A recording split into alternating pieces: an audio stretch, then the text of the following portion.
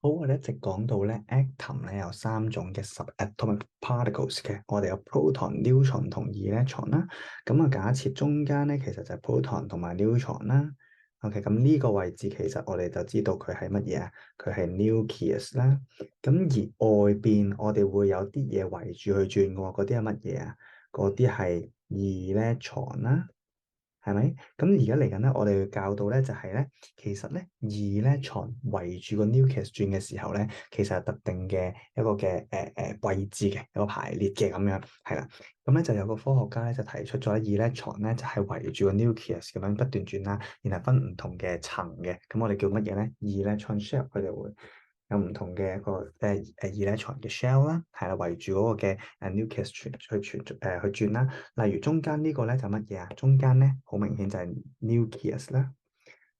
咁然後出邊呢啲圍住去轉嘅，OK，呢粒就係乜嘢啊？呢粒就係 electron 啦。OK，咁呢啲圍住佢咁樣轉呢啲，咪就係個 shell 啦，electron shell 啦，就係啲電子會放喺上邊嘅咯。咁而唔同嘅 electron shell 咧，OK 都可以放到唔同嘅電子嘅數目，electron 嘅數目嘅。假設咧第一層咧，我係只係放咗兩粒嘅啫。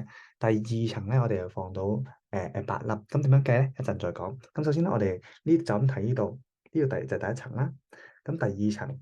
咁 which 就係呢個啦，咁第三層就係呢個啦，咁 outermost shell 即係最外邊嗰層就係 n，喺呢一個情況就係 n 等於四啦，OK，咁而層數咧就係講係我哋就用 n 去做呢個嘅英文字母去代表，即係佢嘅第幾層咁樣係啦。咁如果 n 第一就第一層咯，n 第二就第二層咯，係啦。咁我點樣先知道咧？每一層可以擺到最多幾多粒 electron 咧？咁其實有條 rule 去計嘅，就叫做乜嘢 rule 咧？就叫做 E_n 嘅二次。咩意思啊？E_n 嘅二次就係講緊咧，就係一條數式咧，去計每一層可以擺到幾粒 electron。假設如果係第一層嘅話，n 就等於一啦，係咪？咁如果 n 塞落去之後，2n 嘅一次方嘅二次即係幾多粒啊？即係兩粒。所以咧，第一層咧，我哋係只可以擺到最多兩粒嘅 electron 嘅啫。咁相反啦，第二層嘅話，擺落 n 度，咁我計一計有幾多粒可以擺到就係二嘅二次方乘二啦。咁我哋就會計到八粒啦。咁如此類推，第三層咧，我哋就計到18粒啦。第四層咧，我哋咧就計到32粒嘅。OK。咁而 n 個 shell 咧，咁點計啊？A maximum of E_n 嘅二次嘅 electron 啦，你可以自己計第五層幾粒啊，第六層幾多粒咁樣。咁咧 electron are filled into the inner shell first，咩意思啊？嗰啲 electron 咧係會由入邊咁樣填出去嘅，即係佢會先填入邊，咁啊再慢慢咁樣去填出外邊嗰啲嘅 electron shell 嘅。當一個 shell 咧fully filled，咁然後咧嗰啲 electron 咧先再填喺下一層咁樣嘅。OK，咁呢個咧就大概咧啲 electron 咧點樣去擺位啦。好啦，咁我哋做啲例子咯喎，咁樣我哋先睇呢個做例子啦，咁樣咁啊 hydrogen 係咪係排第一噶嘛？proton number 等於一噶嘛？咁所以 electron number 等於一啦，係咪？咁所以得一粒 electron，咁自然而然就係第一層嘅 shell 啦。OK，咁啊 helium 係第幾層啊？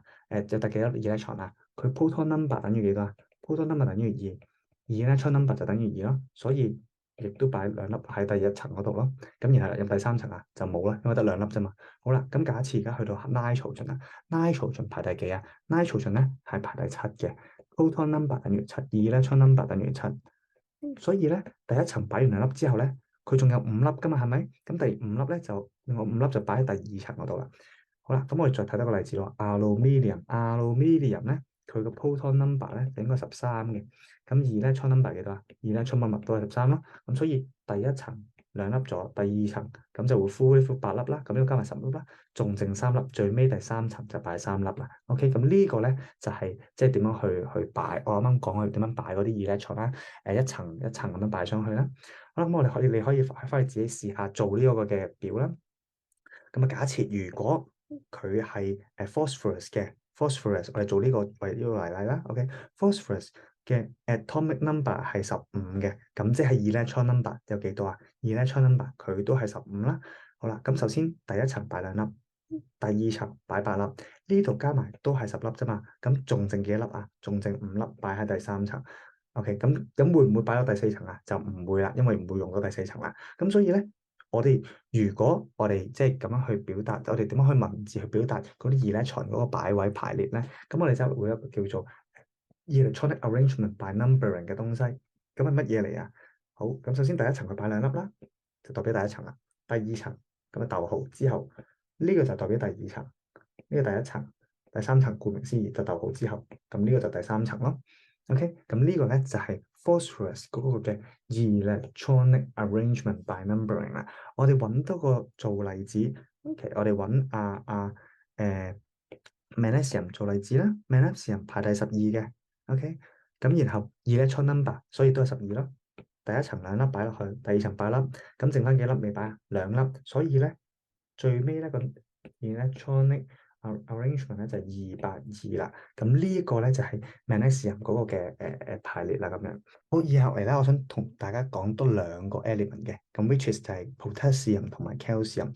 咁 potassium 就係19粒嘅 electron啦，大家顧名思義啦。咁正常咁點擺咧？你就會 expect 係28，跟住點啊？應該係會9噶嘛。OK，咁而 calcium 就係280咁擺噶嘛，但係我想同你講，其實唔係咁擺嘅。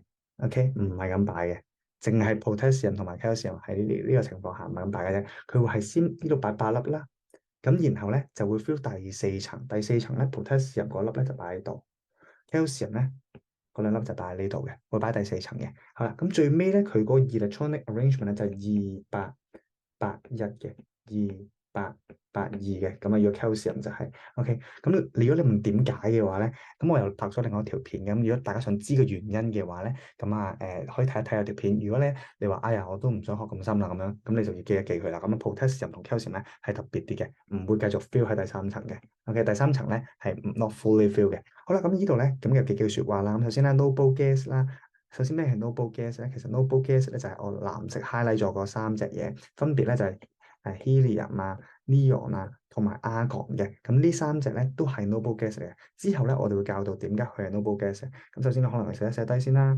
neon 啊、helium 啊同 argon 啊，佢哋都係 noble gas。而 noble gas 呢個特別之處咧，佢哋係好 stable 嘅，佢哋唔會 react with 即唔會有好多 reaction 嘅咁樣，係啦。咁而呢 helium 同 neon 咧，你會發現咧佢嘅 outermost shell 係 fully filled 嘅。咁而咧 neon 同 argon 咧特別之處咧就係佢有8粒嘅 electron 喺個 outermost shell 入邊嘅。係咁之後我要講多啲，即係點解佢會有呢個即係 noble gas 啊，佢會 stable 啊咁樣。8咧係個 magic number 嚟嘅喺 chem 入邊。咁除此之外咧，咁呢度咧就講緊 potassium 咯，calcium。啱啱我哋講嗰樣嘢啦。咁咧淨係會有8粒嘅 electron咧去第三層嘅啫，唔係10粒，唔係9粒。OK，咁咧其餘嗰啲咧就會去咗第四層嘅。OK，去咗第四層嘅。雖然第三層咧其實可以 hold 到88粒。OK，咁你想知點解都睇另外一條片啦咁樣。好啦，咁你話啊，咁第三層係唔再 fill 啊？咁其實唔係嘅。其實只要咧我哋繼續落去嘅時候咧，譬如呢個 scandium 啊、titanium 啊呢啲咧，佢呢個係排第21噶嘛。咁其實佢個 electronic configuration 咧就會變 electronic arrangement 咧就2892嘅，咁就開始咧 fill 翻第三層嘅。咁最尾咧去到升嘅時候咧，佢咧就會變成288嘅，佢係咁嘅樣嘅。OK，好啦，如果你都係嗰句，如果想知點解，你睇我另一條片，你就知道點解佢會之後先再 fill 第三層嘅咁樣。咁所以咧。去 for 升咧，其實咧佢最尾咧第三層咧係會 fully fill 嘅。咁最後啦，咁其實咧你哋係要識畫咧呢啲叫 electron diagram 啦，即係唔同 atom 有唔同嘅 electron diagram。